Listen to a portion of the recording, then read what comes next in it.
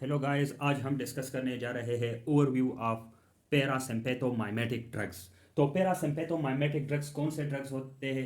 वो ड्रग्स जो कि पैरासिम्पेथेटिक नर्वस सिस्टम को एक्टिवेट करे उसको पैरासिम्पेथोमाइमेटिक ड्रग्स कहते हैं। ठीक है, पैरासिम्पेथोमाइमेटिक ड्रग्स, आपको पता है कि पैरासिम्पेथेटिक नर्वस सिस्टम, इसकी जो न्यूरोट्रांसमीटर है वो है एसिटाइल कोलिन। ठीक है, इसकी जो न्यूरोट्रांसमीटर है उसको क्या कहते हैं? Acetyl choline. इसी वजह से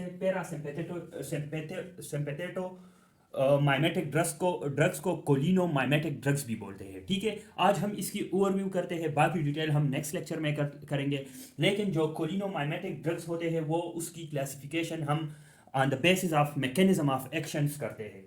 या तो कोलिनो माइमेटिक एजेंट्स या ड्रग्स या डायरेक्ट एगोनिस्ट होंगे, इसको हम डायरेक्ट पैरासिम्पेथोमाइमेटिक ड्रग्स भी बोलते हैं। और या इनडायरेक्ट एगोनिस्ट होंगे, मतलब इनडायरेक्ट पैरासिम्पेथोमाइमेटिक ड्रग्स बोलते हैं। अभी जो डायरेक्ट एगोनिस्ट है या डायरेक्ट पैरासिम्पेथोमाइमेटिक एजेंट्स है, उसकी मैकेनिज्म ऑफ एक्शन कुछ यूँ है कि ये डायरेक्टली बाइंड हो जाते हैं एसिटाइल कोलिन रिसेप्टर के साथ। और एसिटाइल कोलिन रिसेप्टर्स या तो निकोटिनिक होंगे या मस्कुरिनिक। तो कुछ ऐसे ड्रग है जो निकोटिनिक के साथ बाइंड हो जाते हैं, कुछ ऐसे होते हैं जो मस्कुरिनिक, कुछ ऐसे होते हैं जो दोनों के साथ बाइंड होते हैं। ठीक है, वो हम अगले लेक्चर्स में करेंगे कि कौन कौन से ड्रग्स है। ठीक है, इसमें हम ओवरव्यू देते हैं।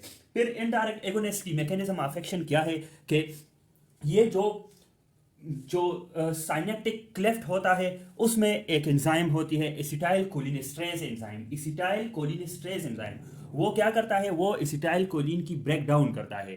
तो ये इनडायरेक्ट एगोनिस्ट क्या करते हैं? इनडायरेक्ट एगोनिस्ट एसिटाइल कोलिनेस्ट्रेज को इनहिबिट कर देते हैं, which lead to decreased breakdown of acetylcholine, and as a result of that there will be raised acetylcholine level। ठीक है, अभी हम इंडिविजुअल ड्रग्स जो इसमें है डायरेक्ट एगोनिस्ट में, पहला हम बेथेनिकोल। तो बेथेनिकोल का भी मैकेनिज्म वही है, लेकिन ये क्या करता है? ये सिर्फ मस्कुरिनिक रिसेप्टर पे बाइंड होता है और निकोटिनिक पे इसकी कोई एगोनेस्टिक या एगोनिज्म एक्टिविटी नहीं है। ठीक है, तो और इसकी एक ये बात है बेथेनिकोल की कि ये एसिटाइल कोलिनेस्ट्रेज एंजाइम को रेजिस्टेंस है। ठीक है, ये resistant to acetylcholinesterase enzyme है। और ये इसकी इंडिकेशंस क्या है, मतलब ये कहाँ कहाँ पे यूज़ होता है? इसकी यूज़ तो it use in post operative ileus and urinary retention of urinary bladder. ठीक है, फिर दूसरा जो इसका एजेंट है कार्बाकोल। तो कार्बाकोल जो है इसकी तरह बेथिनिकोल की तरह ये भी एसिटाइलकोलिनेस्ट्रेज को रेजिस्टेंट शो करता है, लेकिन ये निकोटिनिक और मस्कुरिनिक दोनों पे बाइंड होके अपने फंक्शंस करता है। Carbachol as a topical agent use होता है या ओरल में भी, ऑफ्थल्मोलॉजी में। ठीक है, ऑफ्थल्मोलॉजी में ये यूज होता है एज ए मायोटिक एजेंट और ग्लाकोमा में भी यूज होता है। ठीक है, ग्लाकोमा में भी इसकी यूज है, ग्लाकोमा की ट्रीटमेंट में। फिर सिविमिलीन क्या है? सिविमिलीन भी इन लोगों की तरह है, लेकिन इसकी जो एगोनेस्टिक एक्टिविटी है वो ज़्यादातर मस्कुरिनिक रिसेप्टर पे होती है। ठीक है, और सिविमिलीन शॉग्रेन सिंड्रोम की ट्रीटमेंट में यूज होती है, क्योंकि ये सलाइवा और स्वेट ग्लैंड की जो प्रोडक्शंस होती है, स्वेट और मतलब स्वेट और टेयर्स की प्रोडक्शन ये ज़्यादा करता है। ठीक है, तो शॉग्रेन सिंड्रोम और ख़ासकर जो इसकी एक सब टाइप है केरेटो कंजंक्टिवाइटिस सीगा, तो ये उसमें यूज़ होता है। ठीक है, फिर है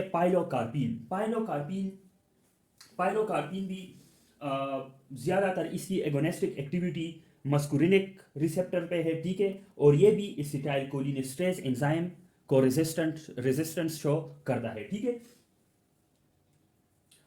इसके अलावा ये यूज़ कहाँ पे होता है? ये जीरोस्टोमिया में यूज़ होता है। Xerostomia mean dry mouth. ठीक है, ड्राई माउथ में यूज़ होता है। तो ये पाइलोकार्पिन है। फिर मेटाकोलिन है, तो मेटाकोलिन भी इन लोगों की तरह है, इसकी भी यही मैकेनिज्म ऑफ एक्शन है और ये कहाँ पे यूज़ होता है? It is use for the diagnosis of ESMA. ESMA में ये इस तरह डायग्नोसिस में यूज़ होता है कि ये मेटाकोलिन ब्रोंकियल जो पैरासिम्पेथेटिक उस पे रिसेप्टर्स होते हैं, M3 रिसेप्टर्स, ठीक है। तो M3 पे ये एक्शन करके ये ब्रोंकियल ओवर एक्टिविटी को डायग्नोस करता है, ठीक है। ये ब्रोंकोस्पाज्म करके अगर ब्रोंकियल हाइपर एक्टिविटी हो तो ये उसको डायग्नोस करता है and it lead to diagnosis of asthma, ठीक है, जो कि COPD एक ऑब्स्ट्रक्टिव डिजीज है, ठीक है। फिर इनडायरेक्ट एगोनिस्ट में हम पहले नियोस्टिग्मीन की तरफ आते हैं, ठीक है। तो नियोस्टिग्मीन किधर पे यूज होता है और इसकी मैकेनिज्म ऑफ एक्शन हमने पहले पढ़ी। It inhibits the acetylcholinesterase enzyme, ठीक है। तो नियोस्टिग्मीन माइस्थीनिया ग्रेविस के ट्रीटमेंट में यूज होता है। फिर दूसरा ड्रग है पिरिडोस्टिग्मीन। पिरिडोस्टिग्मीन भी माइस्थीनिया ग्रेविस में यूज होता है और ये ज़्यादातर ये प्रेफर ड्रग है। क्यों? क्योंकि इसकी जो एक्टिविटी है वो प्रोलॉन्ग एक्टिविटी है या लॉन्गर एक्शन इसका होता है, ठीक है। ड्यूरेशन ऑफ एक्शन इसका लॉन्गर है एज कंपेयर टू नियोस्टिग्मीन। फिर एड्रोफोनियम है, तो एड्रोफोनियम भी एक इनडायरेक्ट इस कोलिनोमाइमेटिक एजेंट है and it is use for diagnosis of myasthenia gravis, ठीक है। इसको जो हम एड्रोफोनियम टेस्ट बोलते हैं उसमें वो यूज़ होता है, एड्रोफोनियम। फिर फाइजोस्टिग्मीन है, तो फाइजोस्टिग्मीन हमने ये जो दूसरे ड्रग्स एजेंट्स पढ़े indirect cholinomimetic, they can not cross the blood brain barrier, ठीक है। लेकिन जो फाइजोस्टिग्मीन है it can cross the blood brain barrier और ये जो उधर पे एसिटाइलकोलिनेस्टरेज एंजाइम है उसको इनहिबिट करता है। तो इसी वजह से फाइजोस्टिग्मीन की ये जो करेक्टरिस्टिक है या मतलब इसकी जो प्रॉपर्टी है कि it can cross the blood brain barrier, इसकी वजह से it is the antidote of atropine dose. Atropine overdose में एट्रोपिन ओवरडोज में ये एज ए एंटीडोट यूज होता है। फिर दूसरे एजेंट्स है डोनेपेजल, रेयोस्टिग्मीन, गैलेंटामीन, ये अल्जाइमर डिजीज में इसकी यूज है, ठीक है, इसकी इंडिकेशन है। फिर इकोथायोपेट, ये भी ग्लाकोमा की ट्रीटमेंट में यूज होती है। तो ये हमारे पास सिंपल मतलब इसकी ओवरव्यू थी कि कोलिनोमाइमेटिक ड्रग या तो डायरेक्ट होते हैं या indirect. Direct in the sense कि ये डायरेक्टली एसिटाइलकोलिन रिसेप्टर्स पे एक्ट करता है, इसी वजह से ये डायरेक्ट एगोनिस्ट है। और इनडायरेक्ट एगोनिस्ट ये इनडायरेक्टली एसिटाइलकोलिन की लेवल को इंक्रीज कर देता है by inhibiting the acetylcholinesterase enzyme which is the enzyme for the breakdown of acetylcholine. So जब एसिटाइलकोलिनेस्टरेज इनहिबिट हो जाता है it will lead to decrease breakdown of acetylcholine, ठीक है। बाकी लेक्चर में हम क्या करेंगे? बाकी लेक्चर में हम पैरासिम्पेथेटोमाइमेटिक ड्रग्स के एडवर्स इफेक्ट्स को जानेंगे और इसकी जो मतलब फार्माकोडायनेमिक्स है कि how it binds to their receptors, ठीक है, जो कि मस्कुरिनिक और निकोटिनिक रिसेप्टर्स है। Thank you.